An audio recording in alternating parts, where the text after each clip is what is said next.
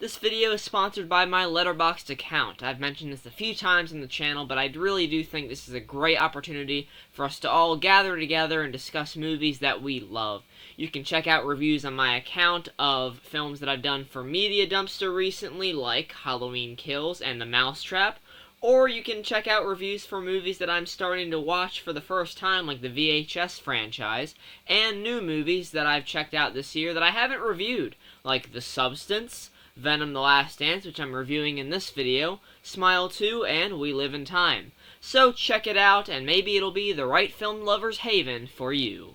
Venom: The Last Dance was directed by Kelly Marcel and released in theaters last weekend. This marks the end of the Venom trilogy, and I'm sad to see it go, guys, I'll be honest. I really did enjoy Venom and Venom: Let There Be Carnage, even though they are very flawed movies.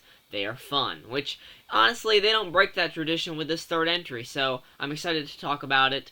This will have a spoiler section. We're going to go into some non-spoilery thoughts, then I'll give you a rating, and then we are going to get into some spoilers. So, we have Eddie and Venom returning. They are still the best part of these movies. That duo, that comedic timing, that comedic delivery that they bring as a duo. I love them together. They're fantastic. Tom Hardy really gets some great line deliveries in here. And there's also a number of other enjoyable characters in this movie.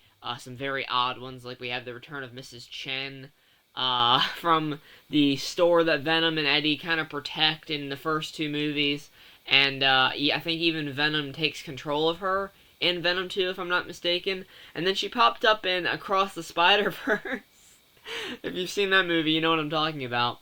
But she's in this movie. We find her in Vegas, and Eddie has a dance number with her. Eddie and Venom. Venom has a dance number with her, which I found to be very funny. They dance to the Bee Gees. Which is just... This movie's so wacky. It's so messy. This script is so messy. It just jumps from, like, thing to thing. I mean, there's so much, like, things that feel like they were left out on the cutting room floor. There is some weird editing in this movie, some very clunky exposition, some very just weird and wild turns that the story takes. And I loved it. I am a huge fan of when movies just go full bonkers, and this is a movie that goes full bonkers, but not to damper the action part of it, though. There is plenty of good action in this movie, plenty of great moments with Venom biting people's heads off, and I'm sure you've seen in the trailers, he turns into a horse. He goes onto a horse and decides to take control of a horse with Eddie riding it. That was really fun. You have this group of family, this family group of characters, with Rhys Ifrane. I don't know if I'm saying that right, but he played Dr. Connors, the lizard, in The Amazing Spider-Man with Andrew Garfield. And, yeah, Sony just loves to fuck with us, I guess, because they cast him in this movie from a previous Marvel film. Well, not MCU, but, you know, a Sony Marvel film, nonetheless. And then you have, I can't for the life of me pronounce his name, so I'm going to put it on screen there. But he plays this general that's trying to capture Venom pretty much the whole movie to kind of prevent what's coming. He is played by the guy that played Baron Mordo in Doctor Strange and Doctor Strange Multiverse of Madness. So he's in this. So you have two previous Marvel character actors in this movie. But, like, don't be mistaken. Like, it's not what you think it is, alright? They're their own character in this universe. And they kind of even undo certain things that we thought they were going to do with this movie. I don't know, I'll get more into that during the spoilers, but it's a mess. It's a mess. But it's a mess that I really did enjoy, guys. Especially during the third act, you get some really satisfying action in there. I'll touch more on that in the spoiler section, because it can get pretty spoilery when talking about the third act of the film. And overall, I feel like it closes out the trilogy on a good note. Now, the villain, Null, that you guys have seen in the trailers, possibly, it was rumored that Norman Reedus was going to play him. Yeah, no. It was Andy Serkis, which I'm fine with that. Andy Serkis didn't direct, sorry. Or yeah, didn't he direct? He directed Venom: Let There Be Carnage, yes. He directed Venom: Let There Be Carnage, If you're not familiar with him outside of that, he played Caesar in the Planet of the Apes movies and Gollum in the Lord of the Rings, Hobbit, whatever the hell. I've never watched those movies. And he was in Black Panther. Anyway, I'm getting sidetracked. Andy Serkis is great.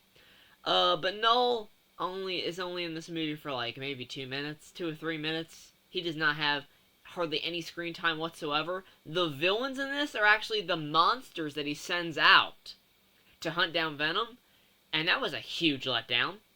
And you also have the cop from Venom Let There Be Carnage that comes back, and he is, of course, the symbiote that's attached to him is Toxin, I believe. And I'll go more into that during the spoiler, but even that gets underutilized. There's a lot of very underutilized elements in this movie, but a lot of wackiness, a lot of fun. So I would honestly say, it's very weird to say this, but this is somehow the worst and the best of this trilogy.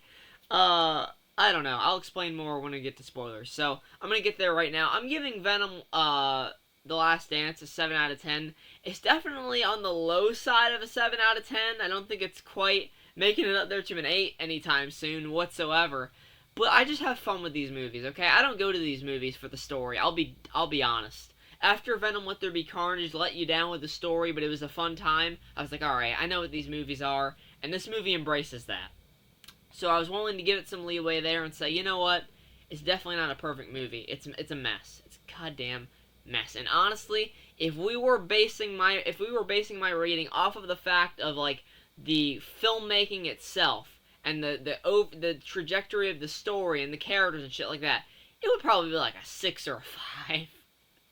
But I had fun, so 7 out of 10. I don't give a shit. I'll see you guys for the spoilers.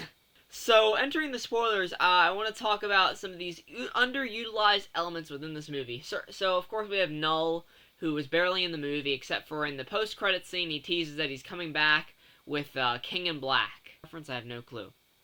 Then you have Toxin, who is latched on to this cop character from freaking Venom Let There Be Carnage.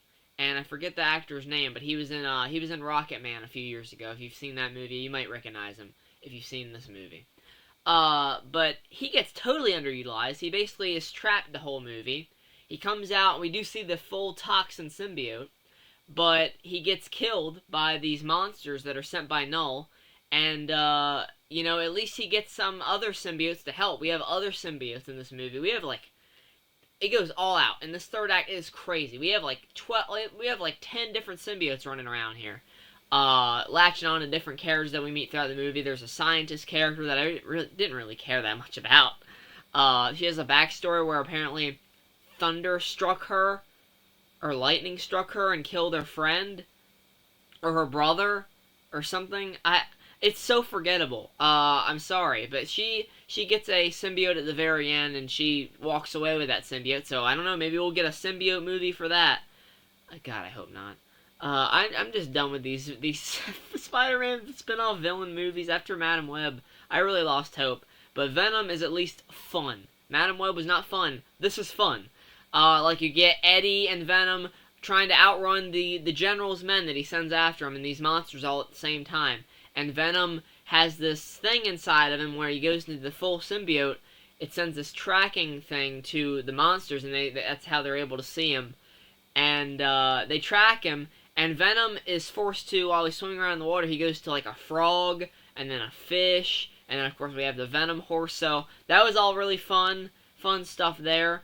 And then you have the overarching theme of the movie where Eddie is like, feels like he loves his buddy. He loves Venom. But at the same time, his life has been torn to shreds by Venom, man. He is on the run in this movie. He is wanted for murder because they think that he murdered the cop that's went missing that has the Toxin symbiote. And really, his life is just a mess, all thanks to Venom. But at the same time, he cares about Venom. So Venom decides at the end of the movie to sacrifice himself, and he does go through with it. We see the death of Venom in this movie. Or so we think, because the after credit scene we see a little bug crawling around, and there's a piece of Venom that was taken by one of the scientists earlier, a sample, and it seems like our buddy is maybe not going to be gone for good. I would hope not, because, man, I love this version of Venom, and I love this version of Eddie, too, even though I'm perfectly fine with how they ended Eddie Brock, his run with Venom. You know, he has peace with his life after all the events of this movie. They let him go. They pardon all of these other things that he's been accused of because of what he did, what he sacrificed to keep everyone safe, to keep Null from coming to Earth and harm everybody. Um, and it's sad. It really is. He visits the Statue of Liberty because him and Venom talk about them wanting to visit it earlier in the film. But yeah, it's good. It's a good film. Very stupid, but it's fun. So yeah, that's gonna be it for this review. Thanks so much for watching, guys. I'm sorry I'm getting sidetracked here. I'm trying to think of anything I left out, but no, I think we got it.